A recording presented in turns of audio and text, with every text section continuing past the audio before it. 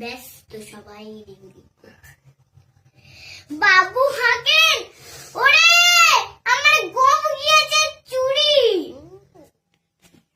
হারানো আজব কথা, তাও কি হয় সত্যি? গোঁফ জোড়া তো তেমনি আসে, অমনি এক রত্তি। সবাই তাই বুঝিয়ে বলে, সামনে ধরে আয় না, মোটেও গোঁফ হয়নি চুরি, কখনো তা হয় না। রেগে আগুন তেড়ে বলেন তিনি, কার কথাটা ধার ধারিনি, সব বেটাকেই। নোংরা ঝেঁটা খ্যাংরা চাটা বিচ্ছিরি আর ময়লা, এমন গুপ্ত রাখত জানি শ্যাম বাবুদের গয়না।